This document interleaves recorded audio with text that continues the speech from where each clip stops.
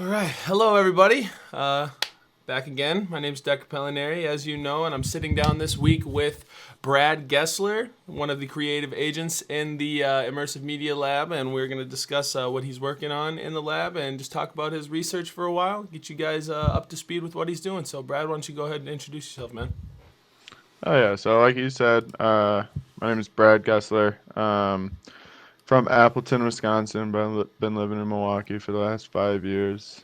Major is digital studio practice with an emphasis on digital fabrication, so like 3D printing, CNC, stuff like that. Right on. Um, yeah, Awesome, awesome.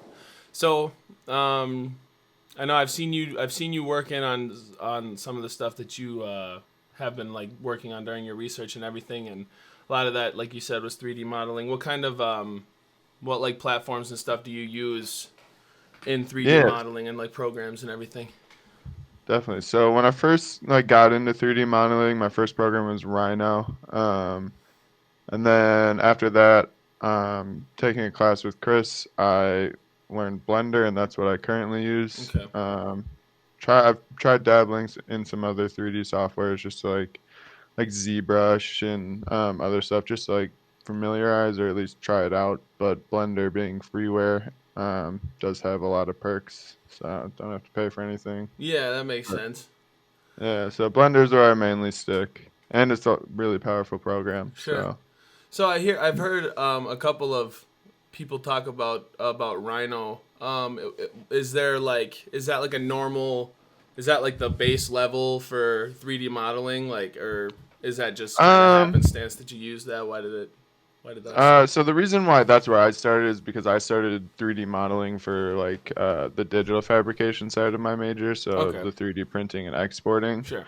And that's what Rhino is really good for. Like the more like engineering, design, Mm-hmm. making something Yeah, yeah, versus Blender where I mean you have those same capabilities where you're still creating a 3D model, but a lot of it is geared towards just like digital renderings for and sure. stuff. Yeah. Okay, So it's a little bit different of a program, but I wouldn't say they're just different styles of 3D modeling. okay. And you had access to Rhino through school. Yeah, so I Okay, had access for the semester and then or maybe 2 semesters and then after that I was like I don't really want to pay for it. mm-hmm. And I was starting the Blender class at that point, so it just worked out where it was like, oh, here's a free 3D software that Yeah, is really good, exactly. and Why would you waste the yeah, money, right? Yeah. yeah. So I just switched over, and it's not the easiest switch, but I mean, Yeah, no, I mean, a well, lot of the and that's the basics. thing. It's like it's a logistical thing. You know, it makes sense for you to go where it's free, so you don't have to like put money, dude. Putting money into stuff, all that stuff, growing yourself in whatever field you're working on, spending money on stuff like that is like growing pains. You know, like um, for example, like in my studio where I currently am, I got my monitors, I got my computer, my interface, my MIDI, my mic, all this stuff that I use to make music. I've invested in myself in to do that, Yeah, and that's a growing pain for me because I can only do so much with what I have, and to get better, I have to pay for it, and da da da da yeah. Trying to da. toe that line between like investing in yourself, but also not being a starving artist, Yeah, like exactly, and it's like, especially. go ahead. Oh, I don't know. I found at least specifically with like digital art, like yeah, like painting and sculpture and stuff like that. There's Hmm. like you have to invest in like the pro or like what you're using, your material and stuff. Hmm. But like for digital artists, I feel like the stuff we have to buy and invest in for our art Hmm. is oftentimes like crazy expensive. Like Yeah, think about buying a nice computer to do whatever, all the extra equipment. yeah. A Those nice. I price mean, taxes are way higher than like a bottle of paint, for which sure. not saying it's any different, but it Hmm. does. You do have to. That's why Blender was so appealing, being free. It was like, oh well, I have to buy, or I don't have to buy, but I want to get a really nice computer. Hmm. if I'm not spending money on a program, I have the extra funds to To put towards a get the nice computer. computer. Yeah, definitely. And that was one thing that I was kind of tied up in when I was putting together my whole setup here is so like at first I bought a used 2011 like iMac, like the desktop, the all-in-one. I bought it for $400 because I was like, it's something that'll sit on my desk and work. Like Yeah, that's what exactly. it is, and that's what I needed it to be. But I uh, then I was like, all right. I was working on GarageBand for a while, and then I finally was like, okay, I'm gonna make the step up to Logic Pro, Yeah. which is like the successor of GarageBand, and my 2011 Mac couldn't go up, like couldn't get to the higher or a high enough Uh, operating system to run Logic. So I basically spent $400 to use a free program. So then I had to buy a new computer so I could afford. yeah. And then I bought Logic on top of that. So it's like just Yeah. like you No, I said, did it. towing the line between investing in yourself and being a starving artist. It's like, oh man. It's a tough But line. it is a tough one. But it puts you in a position to be able to like really do what you want to do. Like Yeah. I And I feel like was. artists, we're not going to start investing in ourselves for any creative outlet that we're doing unless we're confident in it. Like, Mhm. the reason why I started investing myself 3D wise is because I went so gung ho in it on my MacBook Pro, and then I Mhm. had an 80-hour render that my computer was just out of commission for 80 hours. Yeah, And I that's was a. like, oh, well, that, like, the stuff I want to We do have a is week. not feasible on this computer. So I either need to upgrade or find a different medium. Jesus, So, that's like up, half a week.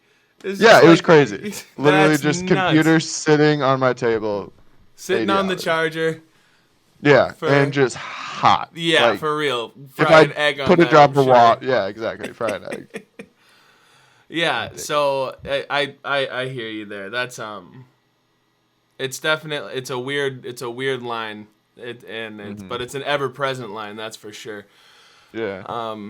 So what kind of got you into what made you interested in the whole 3D aspect of it? The whole like weren't you a fan of like analog art forms? What sparked your interest Well, in 3D? I've never been terribly successful at analog art forms. I've Okay. always been like mediocre, I would say. Mhm.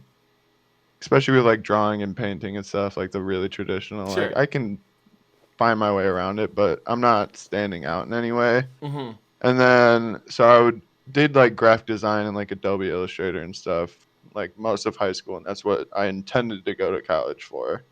Um, and then I got into like the digital fabrication and 3D modeling, printing. I was like, oh, this is really dope. I like this a lot. I Mhm. picked it up quickly, which didn't hurt. Yeah.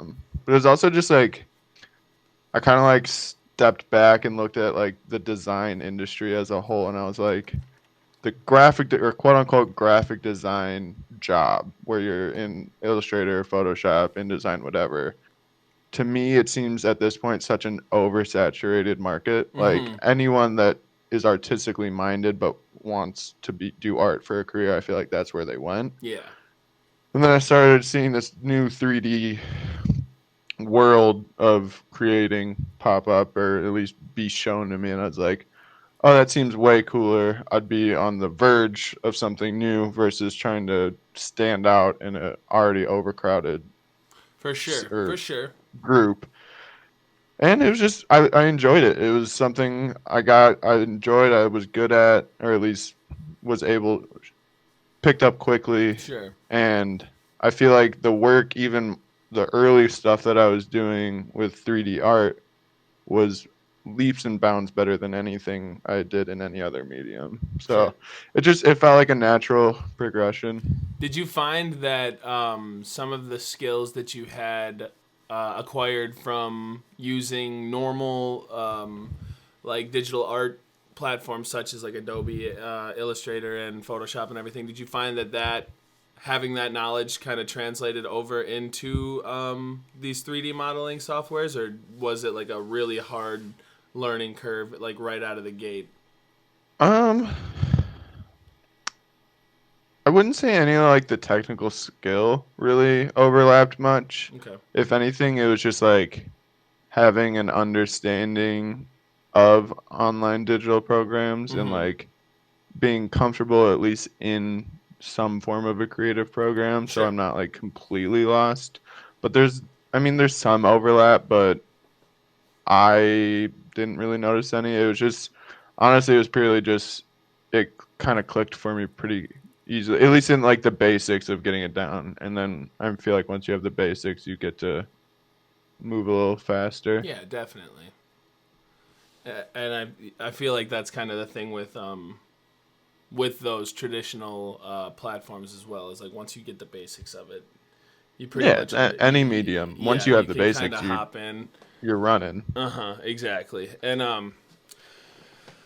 I it's interesting because I feel like I never really I was at first I was more comfortable with Photoshop, and then I started this really overbearing massive project of my own. Actually, I think I showed you that painting that I was Yeah, the yeah. painting. Yeah. I started this huge painting on my own, and like through just that, I spent so much time in Illustrator that I was like, all right, like I basically forced myself to like get to know that better. Hmm.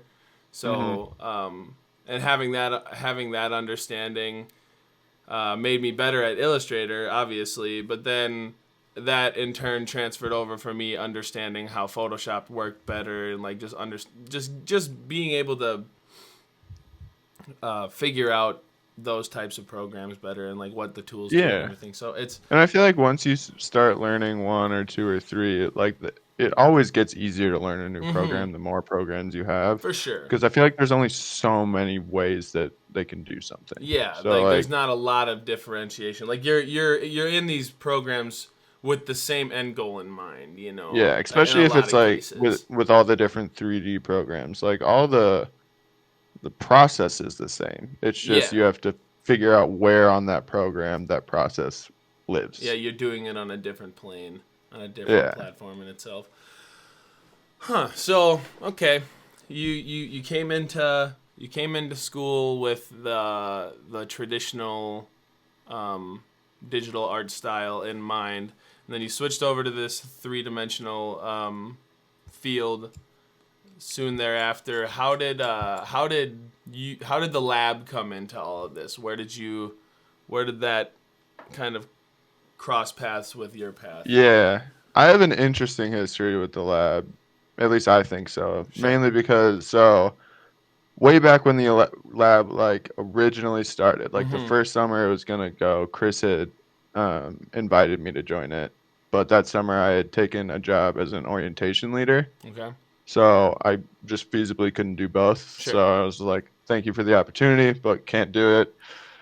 And then life happened and time went by, and then came into that 3D class with Chris where I learned Blender, and he was like, "Hey, want to extend the offer to join the lab?" And I had been like going to their open houses and stuff, and just like kind of hanging around because I was always interested in it. Sure. Loved Chris as a teacher, but the lab's just it's a really cool place. I really enjoy just like being surrounded by creative people Mm-hmm. that are like-minded enough to where you might not be doing what or doing the same or using the same material or doing the same medium, but everyone in the lab is still able to find interest in what everyone else is doing, For sure. and it's all generally pretty interesting stuff. But yeah, so originally was offered to join the lab, but didn't officially join the lab. Well, I was a volunteer for the lab for a semester or like half of a semester when I was in that 3D class. And then I officially joined the lab as like a researcher last semester. Okay. And then so this will be my second full semester like Sweet. in the lab. Sweet. Sweet. And have you gained an appreciation for like just overall different types of art on a digital medium, would you Yeah, say? and Yeah. yeah, it's crazy because I never like I never had any real desire to do any like video game design or anything. Mm-hmm. But within my small group of like discussion people, Yeah, yeah. um, a couple of our researchers are doing like VR and making like VR experiences. Yeah, And Brian. just from like, yeah, Brian, Yeah, Brian's got it going on there and for sure. I never even contemplated that as like a thing that I would be into. And then every time I'm hearing about it, I'm just like, oh, that sounds so cool. And I don't know if this happens to everyone, but whenever I'm hearing anything about what like a process or a medium or what someone's doing, my wheels start turning. I'm like, oh, how could I do something with this? Mm-hmm. So like whenever I like Brian, I love hearing Brian's stuff, but it also makes my wheels turn where I'm like, okay, well, I'm really interested in this. How like what would I do as a project for this in this medium? Sure, So sure. it's just like seeing all the different programs and like even within Blender getting like help and like seeing stuff that something that I didn't know I could do in Blender and someone in the research or in the lab found out or knew about and they just share the information. And I don't know, it's just a cool collective of information and people. Yeah, and it's so volatile. Like it's so there's so much differentiation in the types of things that people present to one another within that Discord chat. Like there's so much, and I think it's so funny because like with the amount of different subgroups and stuff in that chat, like you can go from hearing about one thing to clicking down a chat and hearing about something completely different, and then laugh at something in the next chat and be completely locked in Yeah. on a totally serious level. And it's like everybody is like it's a culmination of all this different stuff from the minds of some incredibly intelligent and like creative people, like people that are charged creatively. And I think that that's so cool because it puts anybody in that environment into like this like oversaturated environment, like this intellectually oversaturated environment. Like so I felt intimidated by it at first when I first came into the lab because all this jargon that I had no idea what anybody was talking about was flying around. And the more and more that I sat down and like listened, like I'm not going to sit here and pretend like I understand, you know, even half of the stuff that is going on, but I have been able to gain respect for what is happening in the lab just because of the fact that these people, like you guys, the agents and everything, they're not, though they are geniuses, though you guys are super wicked smart, you guys are normal people, you guys are friends, you Yeah. know, like Yeah. I don't feel below anymore. And I think that that's really cool because um, that's what gives me an appreciation is being able to see the humanity behind all of it, I guess, and Mhm. stop putting myself down for not being as smart and just being able to appreciate it for what it is. Like people are smart in that way. I'm smart in my own way, Yeah, and that's the exactly. way that it That's goes. one of the things that I really not needed to get comfortable with, but like right away in the lab, it was just like having that understanding of, oh, I have no idea what you're doing, but it's cool and I love it and I Yeah, want to hear more about it. exactly. Just like getting that mindset of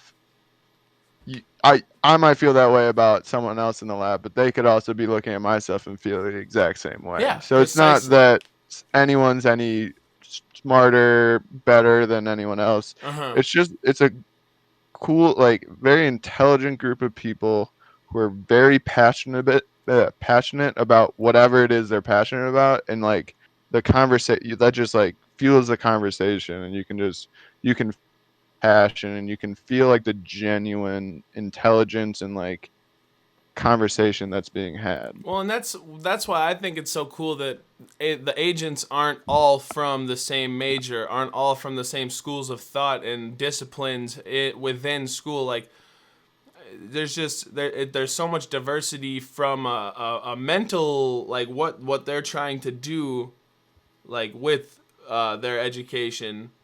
There's such a different, like there's such a variety of different people in there, and people who come from different walks of life, and people who have grown up here or there or whatever. Like it's just it's so diverse, and I think that there's this common ground of creativity. Like that's at the core of it all, Hmm. and everybody's just there to watch each other grow and to have their own experiences with and without these people in a Yeah, creative space. And I think that that's one of the things that I love about the lab for sure, is that it yeah. just It's promotes a it promotes creativity and growth amongst a vast variety of people. So yeah, it's like a creative sounding board. You yeah, just like you're able to just throw anything into the ether of the lab, and exactly.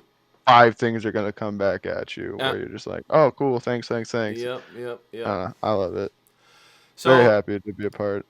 yeah, absolutely. It's a very, very, very extreme thing for sure. Extremely awesome thing. So okay, we're gonna start moving into your research a little bit now. Definitely. Just to start off, if you were gonna title it, if you have a title for it, a working title, be that as it may, whatever you got, let's hear what your title for your research is. Yeah, so I am creating a vinyl toy, or like an art toy, if you are familiar with it. Some like mainstream examples would be like the Cause toys or the Bear Okay. Brick toys. Okay. That vein of like it's a toy, but it's more so a sculpture, and it's just the process in which it's made is Okay. very toy-like. Yeah, that's what I've been doing, kind of dabbling with both the 3D modeling and the digital fabrication sides of my major. Okay. Um, what what exactly are you aiming to achieve with this? Yes. So, as of now, I have gone through and designed my first toy. Mm-hmm. I have the I have it split up. It's a character, and I have that Mm-hmm. character split up into pieces, and it's getting 3D printed. So then in the next coming weeks, I'm going to be finishing and like sanding and making sure that 3D print's really nice. Oh, And so did you then make did you go to like a third party and Yeah, so you there's a sent them the third-party 3D printing website okay, cool. that has like industrial capabilities and Oh, higher quality than I have access to, especially sure. with the COVID restrictions and Sure. everything. But yeah, so I have those that 3D print sent out right now. I think it comes sometime next week, and then in the coming weeks will be sanding, finishing, making sure that that 3D print is perfect, quote unquote, Mm-hmm. or whatever, and then I'll be doing or making molds of it, and then doing casts. And I think I want to cast like 10 to 15. Cool.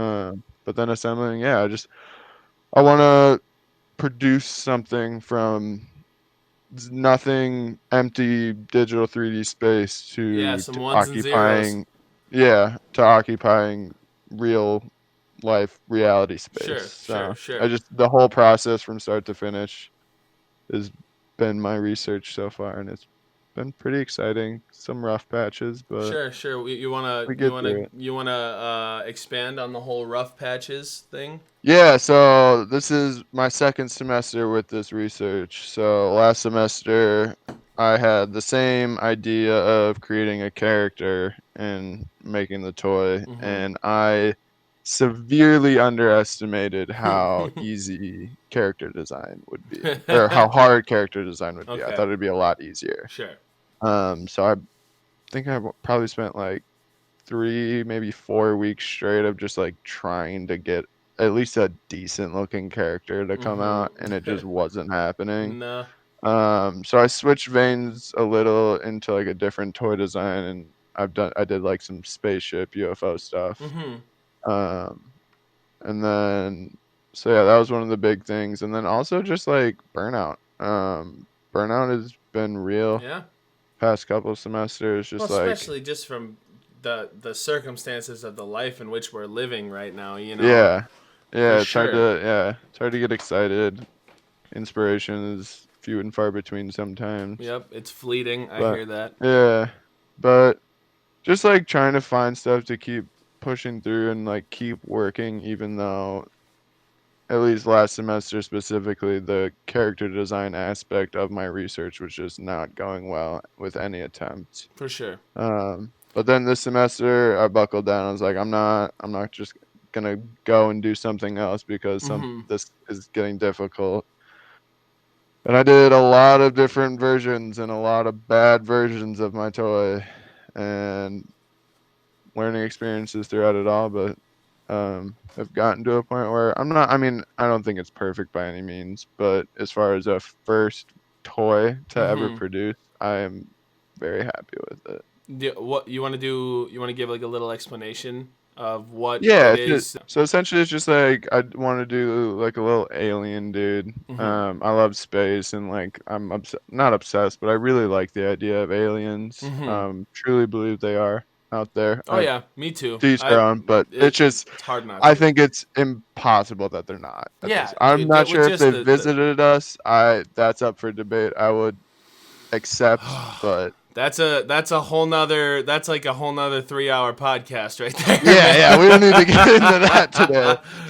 Yeah, but But yeah, anyway. just like so, did a little alien character, and then had him wearing just some like streetwear attire, just like shorts, hoodie, beanie, Mm-hmm. nothing crazy, just fun little character. And then so the UFOs that I ended up designing and making, or I didn't ever produce them, but Mm-hmm. making three digitally last semester. The end goal was to have the little character dude riding on like on the outside of one of those Okay. ships. Okay. So I might still do that, but right now just using the character as like a first intro into getting something made. Sure. And will the character that comes back, like once you finish printing it and you get it all put together, is there gonna be any functionality to it? Nope, No. it's just gonna be It's like essentially a like an sculptor. action figure kind of. Yeah, Okay. Ask. yeah. And what will it like be hinged at the knees and like will it no? No, Okay. it's just gonna be a solid resin cast, Okay. painted. Sure. Sure. Yeah, it's for display. It's a pretty popular art scene as far as collectibles and stuff. Well, and I think that'll be Like I really said, cool because you made it. Like yeah, yeah, like that. No, I definitely see the draw to that. yeah, It's like with that painting that I'm working on. I plan once I finish it, finally, eventually, I plan on putting it on a canvas and yeah. blowing it up and throwing it on a Yeah, it's canvas. It's just the yeah, same thing. sometimes It's I just. think art is fun to make just for the sake of making it Mm-hmm. sometimes. I mean, ideally I think since I'll be making a mold of this, I'll probably do multiple and maybe try and make some money. Yeah. Well, yeah. But Especially if people are willing. Might yeah, as well. but yeah, I just it's always I've always been into art toys and vinyl toys and I've always found them appealing. So and it seemed like a really good way to tie together both aspects of my major with the 3D modeling and designing it digitally, and then taking that and 3D printing it, and then going into bringing it into the in reality. Well, yeah, So and if it seems like a good way to put them together. and if it's something that you're like excited about, which clearly you are, Yeah, just based off of your connection to it from like being a kid and liking that type of stuff, and that in itself is really cool because it's like at that point sometimes stuff stops feeling like work, yeah, like you're researching this and doing this stuff because you want to do it, because it's something that interests you, because it excites you, it's something that fuels you, it drives you, and so on.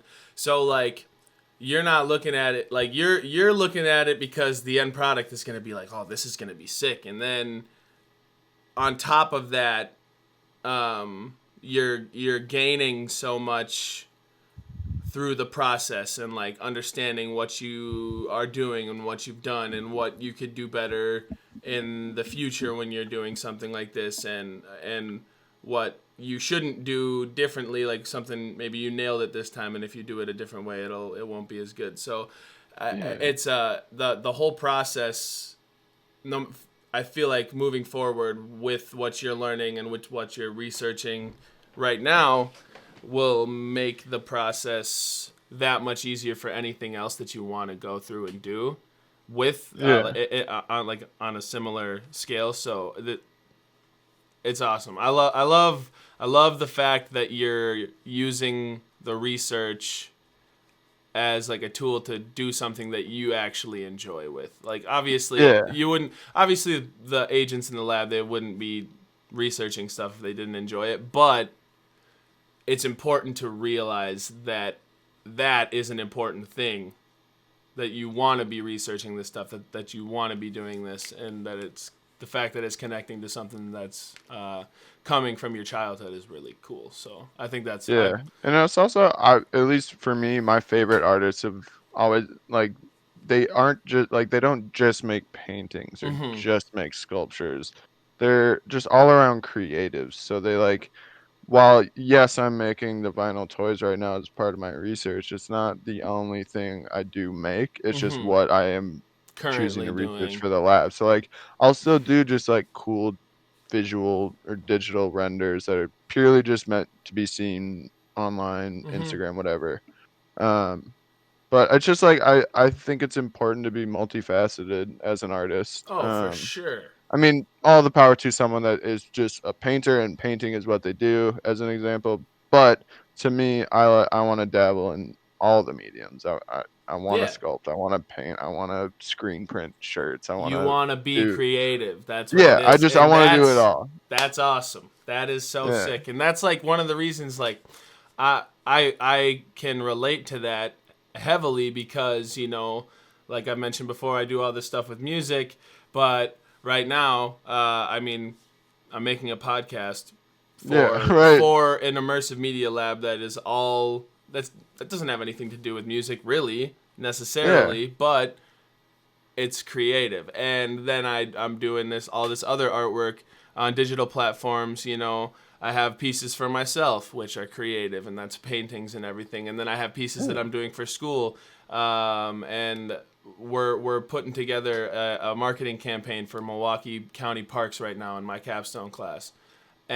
And the stuff that I'm making in there, even though it's for something, like it's for this marketing campaign that we're putting together, I still enjoy doing that because I get to utilize my creativity in doing it. Yeah. And And you're flexing a different creative muscle than your music, perhaps. exactly. Like it's just like It's a different facet. it's like rotating crops in farming. Like if you're Mhm. only doing the same thing, I feel like you're just depleting that creative reservoir. Where like Yeah. if you're doing music, you're doing digital art, you're doing furniture design, whatever it is, if you're Mhm. spreading yourself out, you're drawing from all these different For inspirations. sure. I don't know. I've always liked people that are multifaceted, to say And the least. it is interesting though, as kind of a to add to that, something that I found to be interesting though is like, how do I want to say this? So sometimes I feel like I can get burnt out from doing music. Like if I wanted to do, and vice versa too, from anything. If I wanted to do music, but I had homework to do in digital arts or in any form of digital arts, if I was working on that homework in digital arts so I could finish up and then start doing music, I would feel kind of burnt out by the time that I got into music, like creatively burnt out. And I'm like, damn, like I feel like maybe I overflexed one muscle and now I can't flex this one as hard as Yeah. I'd want to. Or adversely, work on music all day and I'm like, oh wait, I got homework to do. I open up Illustrator and I stare at the screen for 25 minutes. Like, what am I doing? So Yeah. it's interesting. Burnout between creativity is definitely a real And thing. Like it's, I'm a little burnt out on the vinyl toy right now, but I think mm-hmm, that's mainly because I'm just waiting for this 3D print to show yeah, up. for So I'm like, sure. I don't know what to do. That's I don't know impatience where as my next well. steps Yeah. are. So I'm like, oh, well, I'm just gonna go do something else. And Mm-hmm. still being creative, still like I'm not burnt out completely where like I just have no creative motivation whatsoever. Mm-hmm. But it's just like I don't know, burnout and creative. It's such a weird fickle thing. Oh, and it's like it's like writer's block, you know. And thankfully it's funny because I write my own music, but I don't really look at myself as a writer Mm-hmm. because I don't think about writing music in the way that my girlfriend's an English major, Yeah. and she writes beautifully. She can put together, you know, actual stories, and she does like realistic Yeah. fiction and stuff, so she can create whole scenes and like stuff that is like if you read it you'd be like, well, this is, Yeah. where did you see this happen, you know, like. So I don't think of myself like that, but like writer's block must be just another form of like creative, or it not must be, is another form of that creative burnout, but we just don't have a word for it, you know, like. Yeah. It's just writer's block is like the specific to writing Uh-huh. version of creative burnout. Yeah, definitely. Yeah, so but yeah, man, I don't know, I think I don't know, it's weird, I don't know exactly where I was going, I kind of lost my train of thought because I'm not hydrated. Yeah. But yeah, dude, I think I know I have seen your designs in passing through in the Discord chat and in discussion during, you know, our Friday meetings and everything, and I'm psyched to see how the doll comes out, or not the doll, the Yeah. toy comes out. Excuse me. I'm psyched to see it because it's something that you've obviously been putting a lot of work in, and I know that I was kind of there right towards the end where you were putting on like finishing touches, like you didn't know what you wanted its hair to look like, and Yeah, or its like you've been tentacles and around stuff. for like the heavy push on this character. Yeah, Like, which is cool, and I've observed that. yeah. And so it's kind of sick now that you're in this final process. Like I feel like I got in to observe right at the fun part. Yeah, Like, I didn't basically. have to see You you skipped go all through the all the struggle. yeah, I didn't have to see you go through all the struggle as much, and now I'm like, okay, well, like now that especially after this conversation, like I know that you've obviously had struggles and you've been through it, and Yeah. like, the fact that it took you more than just this semester to really focus on your research to get to the point that you have been. I'm excited to see how it all culminates, and not only that, but I'm excited to see what you move forward with and doing and do Yeah. after this because of how you talked about being you wanting to be multifaceted. So I'm hoping that we get to see some creative energy placed in a different basket, you know. Yeah, I think next step is probably like I want to get into NFTs. I mean, they're going so crazy. So it's like digital art Oh cryptocurrency. yeah. You have Yeah, explained this to me before. Yes, yes. crazy cool and like they're just uh, I think it's grown $100 million in the last 6 months, the industry. Wow. Yeah, yeah. Wow. So it's going crazy right now as far as like You know the what is an art and NFT though? Just say so it stands for non-fungible token. So non. Okay. essentially, so Bitcoin would be a fungible token where every Bitcoin is exactly the same. Mm-hmm. A non-fungible token is it's still a cryptocurrency, but every coin has its individual thing. Mm-hmm. And so mostly what it's been used for is art or digital art specifically. How So bizarre. there hasn't been a lot of good creative outlets for digital artists, especially if you're purely digital. Mm-hmm. So like obviously I'm taking digital into the real world, so it's a different thing. Like Yeah. that's a tangible thing that can be sold. Yep. But for most digital artists, it's really just been posted on Instagram, Hope somebody gain a, likes it. gain an Instagram following, and Yeah. that's how you are living. Yep. But with these NFTs, it's given digital artists a place to their digital art. It lives digitally still. They don't have to do like prints or anything. Sure. But I mean, they're selling for crazy money right now. Hmm. Like some dude just made 69 million in a day. Oh my God. Sign me up, man. What the Yeah, yeah. So hell? and my mindset was like, I'm seeing this all go down, and I'm just like, well, I'm making digital art. Why am I not just throwing them up for sale? Why don't Like, I have $69 million? yeah, yeah. I mean, that guy's crazy, but it's just Yeah. it seems as like simple as like if I'm a hobbyist and I make an Etsy, like Mm-hmm. it's just like Mm-hmm. I'm making it for free right now. Why wouldn't I just put it up for sale if someone wants to buy it? Yeah, and that's the And, thing too. If somebody wants it, awesome. yeah, and Because yeah, you're still it's just creating at the end of the day. Like that's what you're doing is you're creating something. yeah. That's I'm cool. gonna That's I'm gonna cool. be creating no matter what, and Exactly. I'll most likely be throwing it on my Instagram no matter what. Mm-hmm. But it's also like why wouldn't I just throw it up on as an NFT too? Might as And if well. people want to buy them, they can buy them. I don't know. No, it makes. I've been thinking a lot about art as a career. I feel like it's a very difficult thing to heavily consider, but I hear it's you there, something man. I don't Believe know. me. I feel like I would be doing myself a disservice if I didn't try to make it as an artist, like an artist selling my art Mm-hmm. versus doing art for like a company. I feel Sure. like I gotta at least give myself the chance to Exactly. try and make it before I not sell out, but sell out to Yeah, a company. man. No, you know what, man? That was beautifully said, and in saying that you're doing yourself a disservice, that really shows your tenacity for what you're doing or what you're doing right now, and it shows that you really care about it and that you're really Yeah, passionate about it. And dude, when I see people who are passionate about what they're doing, it psychs me up because I'm passionate about what I do.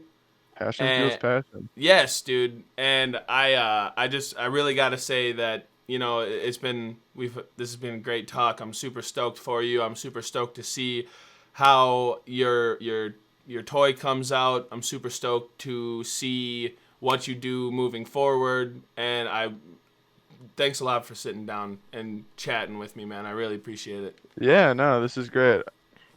This was really fun. Yeah, I really enjoy the podcast aspect for the IML. I I think mean, so too. I think it works being around great. the IML for a couple semesters now, like there's always been a social media person that tries and shares the agents and like Mm-hmm. gets what our research is out. But I've always thought this would be the best way to do it because our long form talks, just like in our Friday meetings, Mm-hmm. are so in depth and so like uh can't think of a word, but like they're Complex. just yeah, they're complex and they're interesting Uh-huh. They're and gripping. yeah, like not saying we should record that meeting and post it up as a Mm-hmm. podcast, but this is like a boiled down version one on one Well, and of this is also an opportunity for me, not only me to understand what is going on, like what you guys got going on, and to tell the agents stories, and like I said, dude, if I was going to try to dive into each person's research and define it and present it in a way that anybody would understand, it's just not going to happen. yeah, It's no. just not feasible. It's not And also I'm plausible. sure it would be weird to try and boil down someone else's research Yeah, and it's like not for try me it to say, yeah, but like I but yeah. it is something that I can do to to open this platform. I'm pretty good at having conversations with people, so like Yeah. I'm using that to everyone's advantage, Yeah.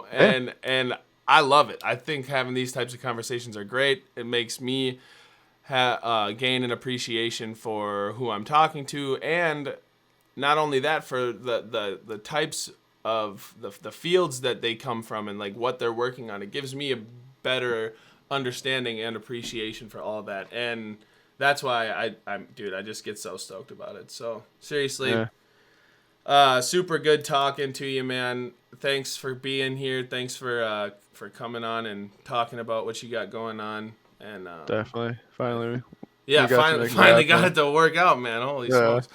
But yeah, so I think that this is where we are going to cut off the podcast, ladies and gents. Thanks for being here. Thanks for listening, Brad. Thanks again, man. Coming. You guys, Will this be on YouTube yeah, or this will be on YouTube, and I'll share the links on the IML's socials. So Yeah, that's Perfect. where we're gonna end it, ladies and gentlemen. Thanks a lot. Take care.